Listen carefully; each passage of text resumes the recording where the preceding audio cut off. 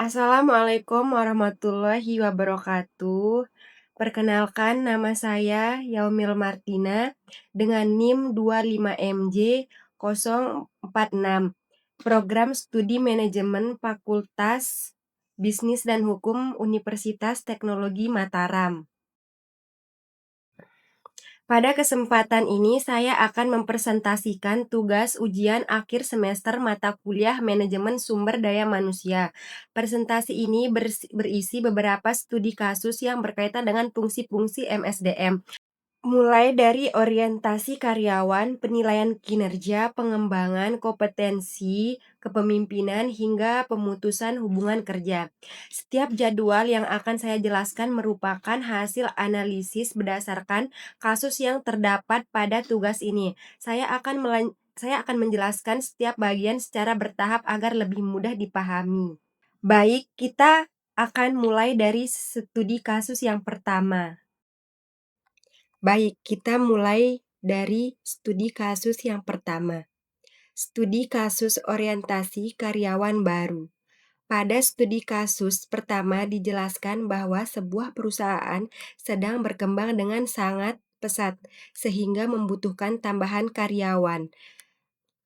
Perusahaan kemudian merekrut 10 orang karyawan baru untuk ditempatkan di berbagai divisi.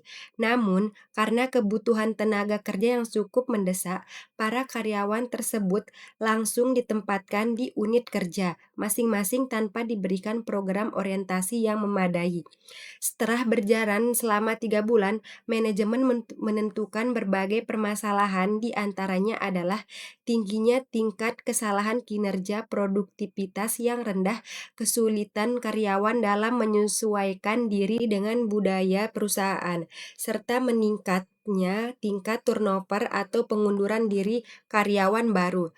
Dari kondisi tersebut, manajemen akhirnya menyadari bahwa program orientasi memiliki peranan yang sangat penting agar karyawan dapat memahami pekerjaan, budaya organisasi, aturan kerja, dan lingkungan perusahaan sejak awal mereka bergabung. Berdasarkan kasus tersebut, terdapat 3 pertanyaan yang harus dijawab.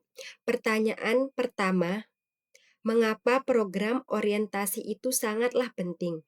Jawabannya, pertama adalah mengenai pentingnya program orientasi bagi karyawan baru. Dalam tugas ini dijelaskan bahwa program orientasi membantu karyawan khususnya pada bagian digital marketing untuk memahami target pemasaran, penggunaan berbagai tools digital, standar operasional kerja atau SOP, serta strategi perusahaan.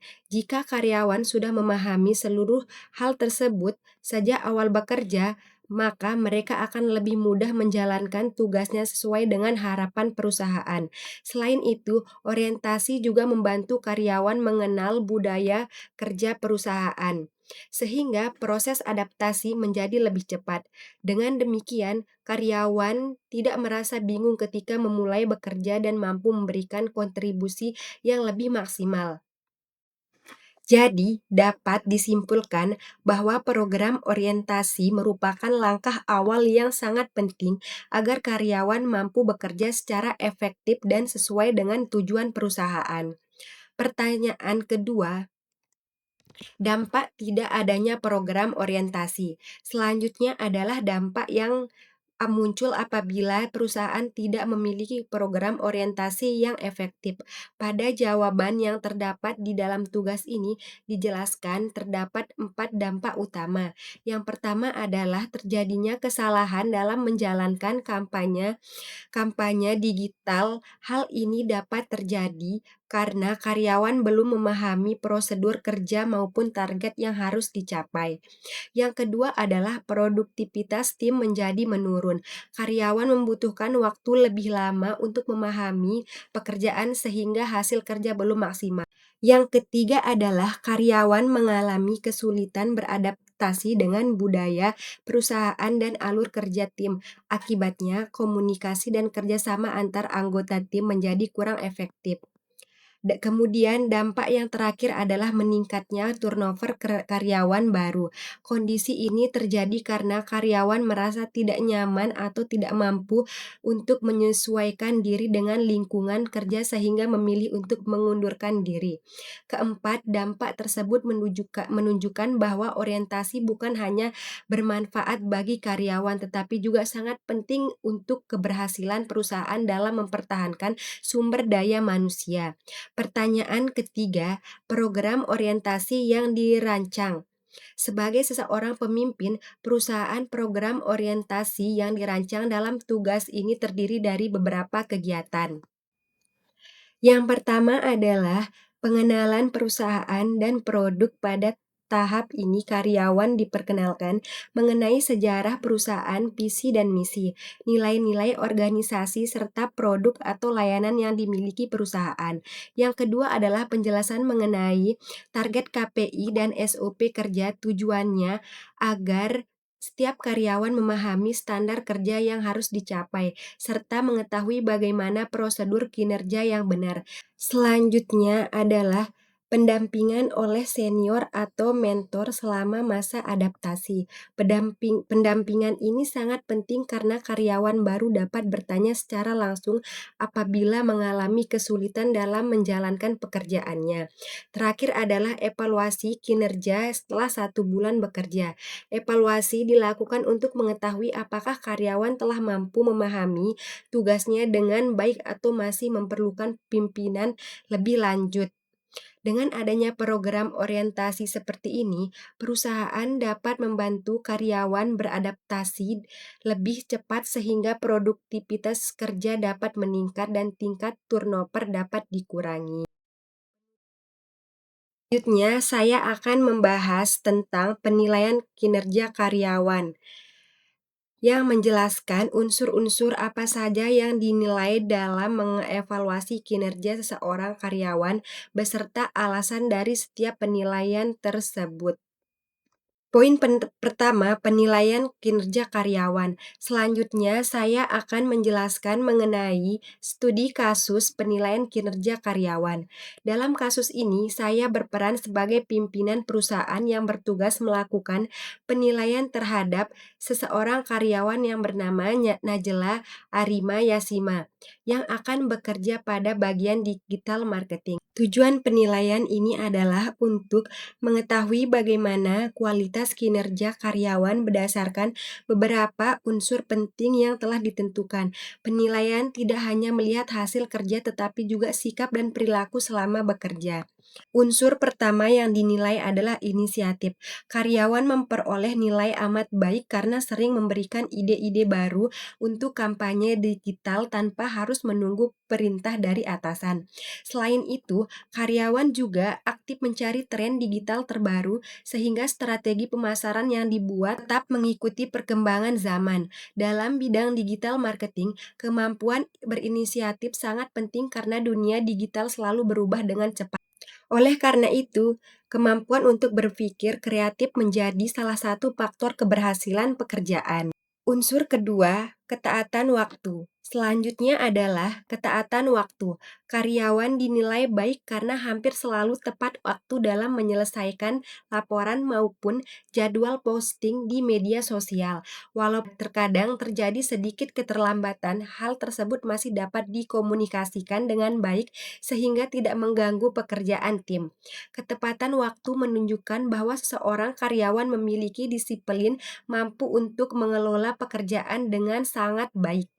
Unsur ketiga, kemampuan. Penilaian berikut adalah kemampuan kerja. Karyawan dinilai memiliki kemampuan yang baik karena menguasai berbagai tools digital marketing seperti Meta, Canva, dan Analytics. Selain itu, hasil pekerjaan cepat, rapi, sesuai target KPI, dan mampu bekerja secara mandiri tanpa banyak arahan. Hal tersebut menunjukkan bahwa kompetensi teknis yang dimiliki sudah sesuai dengan kebutuhan pekerjaannya. Unsur yang keempat yaitu tanggung jawab. Pada aspek tanggung jawab, karyawan juga memperoleh nilai yang baik. Hal ini karena mampu menyelesaikan tugas yang diberikan, tercapai target kampanye, dan berani mengakui apabila terjadi kesalahan. Walaupun demikian, masih diperlukan sedikit peningkatan dalam melakukan ketidaklanjutan apabila menghadapi kendala pekerjaan. Sikap bertanggung jawab merupakan salah satu indikator penting dalam penilaian kinerja karena menunjukkan komitmen terhadap pekerjaan. Unsur yang kelima, kejujuran. Selanjutnya adalah kejujuran. Karyawan selalu bersikap transparan dalam pelaporan data iklan maupun penggunaan anggaran perusahaan. Tidak ditemukan manipulasi data sehingga karyawan dinilai dapat dipercaya dalam mengelola akun perusahaan. Kejujuran menjadi dasar terciptanya kepercayaan antara perusahaan dengan karyawan. Unsur yang keenam yaitu kerja sama tim. Karyawan mampu berkoordinasi dengan tim kreatif maupun customer service secara baik. Komunikasi dilakukan dengan sopan dan bersedia membantu apabila tim membutuhkan bantuan, walaupun terkadang lebih nyaman bekerja secara sendiri. Keseluruhan kemampuan bekerja sama masih dinilai dengan baik. Dari seluruh unsur tersebut diperoleh total nilai sebesar 27 yang menunjukkan bahwa kinerja karyawan secara umum sudah baik. Selanjutnya adalah penilaian berdasarkan uraian pekerjaan yang dilaksanakan oleh karyawan. Beberapa pekerjaan yang dinilai meliputi membuat konten promosi, mengelola media sosial perusahaan, menyusun kalender konten digital bulanan, membuat laporan kegiatan digital, dan menyusun strategi pemasaran. Sebagian besar pekerjaan dinilai telah sesuai dengan standar yang ditetapkan perusahaan. Total bobot penilaian yang diperoleh adalah 33,9, sehingga dapat disimpulkan bahwa pelaksanaan pekerjaan telah berjalan dengan baik dan sesuai harapan perusahaan. Selain menilai hasil kerja, perusahaan juga mencatat perilaku kerja karyawan selama beberapa hari. Pada tanggal 22 Juni, karyawan berhasil membuat konten promosi yang memperoleh jangkauan tinggi sehingga termasuk perilaku positif. Pada tanggal 23 Juni, terdapat catatan bahwa jangkauan pasar belum mencapai target tersebut, sehingga menjadi bahan evaluasi. Kemudian pada tanggal 24 Juni, karyawan mampu bekerja sama dengan tim desain serta memberikan masukan yang membangun dalam pembuatan materi visual. Melalui catatan perilaku seperti ini, perusahaan dapat melihat perkembangan karyawan dari waktu ke waktu, bukan hanya berdasarkan hasil akhir pekerjaan. Kasus kompetensi karyawan PT ABC. Pada studi kasus berikutnya, PT ABC mengalami penurunan produktivitas selama 1 tahun terakhir. Hasil evaluasi menunjukkan bahwa beberapa karyawan belum menguasai teknologi kerja yang baru, sulit beradaptasi dengan perubahan sistem, serta kemampuan kerja sama tim masih kurang optimal. Manajemen perusahaan kemudian melakukan analisis kebutuhan perkembangan karyawan. Perusahaan berencana membuat program pelatihan mentoring. Di sini ada 4 pertanyaan. Yang pertama, apa permasalahan utama yang terjadi dalam kasus PT ABC yang terkait perkembangan karyawan? Yang kedua, program perkembangan karyawan apa saja yang dapat dilakukan perusahaan untuk menyelesaikan persoalan karyawan. Yang ketiga, jelaskan peran keterampilan teknis, konseptual, dan meningkatkan kinerja karyawan berdasarkan kasus tersebut. Yang keempat, menurut Anda, bagaimana cara mengukur keberhasilan program perkembangan karyawan yang telah dilakukan perusahaan? Jawabannya, permasalahan utama, penurunan produktivitas, kurangnya menguasai teknologi baru, komunikasi dan kerjasama tim belum optimal, serta motivasi mengikuti program perkembangan masih rendah. Jawaban yang kedua, program perkembangan, pelatihan, mentoring, coaching, workshop, rotasi kerja, evaluasi kinerja, dan perkembangan karir. Yang ketiga, yaitu peranan keterampilan. Poin pertama yaitu teknis, menguasai pekerjaan teknologi. Yang poin kedua, konseptual, yaitu memahami konsep dan prosedur kerja. Poin ketiga, konseptual, mampu berpikir strategi, memecahkan masalah dan beradaptasi. Jawaban yang keempat, mengukur keberhasilan, yaitu ada 3 poin. Dilihat dari peningkatan produktivitas, hasil evaluasi kinerja, penguasaan teknologi, kerja sama tim, penguasaan karyawan, dan pencapaian KPI perusahaan. Selanjutnya, soal kasus PT ABC merupakan perusahaan manufaktur yang memproduksi peralatan rumah tangga dengan jumlah karyawan sebanyak 50 orang. Selama 3 tahun terakhir, perusahaan tidak pernah melakukan penyesuaian gaji selama 3. Di sisi lain, karyawan di bagian produksi, administrasi, dan gudang merasa bahwa mereka memiliki peran sangat penting dalam perusahaan.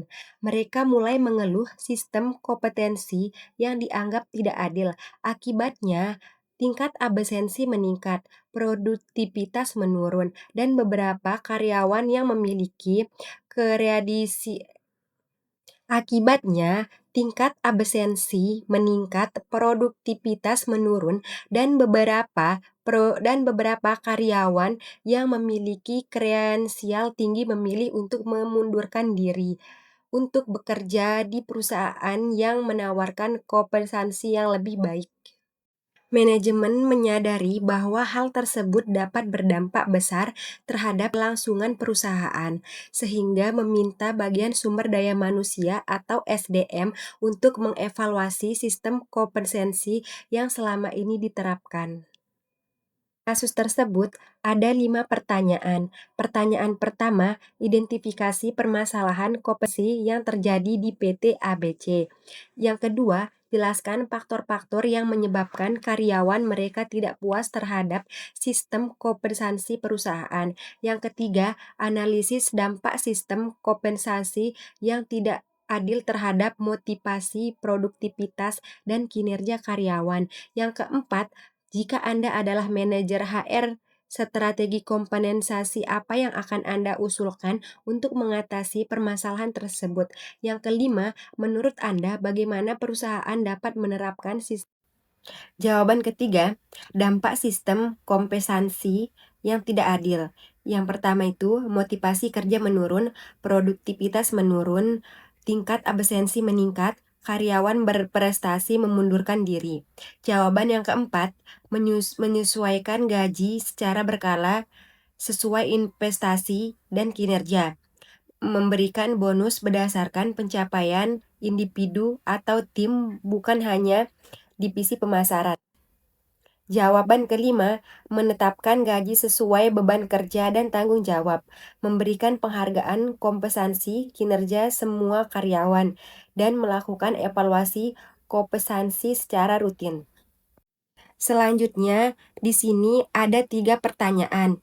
Pertanyaan pertama, pilih dari ketiga gaya kepemimpinan di atas yang paling kelompok atau disukai. Berikan alasannya. Pertanyaan kedua, pilih ketiga gaya demokratis kepemimpinan di atas yang paling kelompok Anda tidak sukai. Berikan alasannya. Pertanyaan ketiga, dalam kondisi apa Anda terapkan masing-masing gaya kepemimpinan tersebut dalam kelompok organisasi Anda? Jawaban dari ketiga pertanyaan tersebut. Yang pertama itu demokratis, yang paling saya sukai. Alasannya, semua ikut mengambil keputusan, anggota tim merasa dihargai, dan kreativitas jadi banyak ide muncul karena semua bebas ngomong. Yang kedua, contohnya, ketua kelompok nanya, menurut kalian kita presentasi, video atau PPT? Gaya otoriter kurang disukai tapi efektif di kondisi tertentu. Alasannya, keputusan cepat, jelas arahnya, cocok untuk keadaan darurat. Soal kasus terakhir, Pemutusan hubungan kerja atau disebut dengan PHK. Sebuah perusahaan mengalami penurunan jumlah wisatawan akibat krisis ekonomi global. Penjualan perusahaan turun drastis sehingga manajemen mempertimbangkan dua pilihan, yaitu yang pertama, mengurangi gaji seluruh karyawan sebesar 15%. Yang kedua, melakukan PHK terhadap 20% karyawan agar perusahaan tetap dapat beroperasi. Yang ketiga, sebagian karyawan pilih mundur dengan pengurangan gaji dan pihak yang bersangkutan. Sebarkan sebagian lainnya melalui PHK lebih adil karena hanya sebagian karyawan yang terdampak. Pertanyaannya, yang pertama, jika Anda menjadi direktur SDM, pilih mana yang akan Anda ambil. Berikan alasan yang didukung dan konsep MSDM. Apa kelebihan dan kekurangan dari masing-masing alternatif tersebut? Soal kedua, bagaimana proses pengambilan keputusan yang seharusnya dilakukan agar semua pihak merasa diperlakukan secara adil? Pertanyaan ketiga, bagaimana cara menjaga motivasi dan produktivitas karyawan setelah perusahaan mengambil keputusan?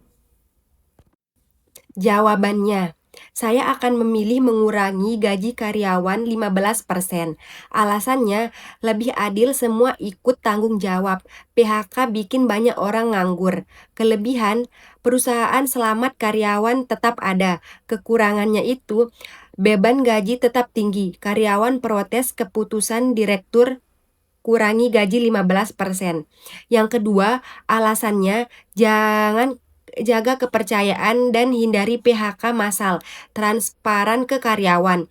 Yang ketiga, jika tetap direkrut, pilih gaji 15%. Alasannya, jaga kebersamaan, hindari PHK massal, transparan ke karyawan. Yang keempat, agar produktivitas tetap terjaga, libatkan karyawan, cari solusi efisien, jelaskan kondisi perusahaan secara jujur. Baik, mungkin hanya itu yang bisa saya jelaskan. Mohon maaf kalau ada kesalahan. Terima kasih. Wassalamualaikum warahmatullahi wabarakatuh.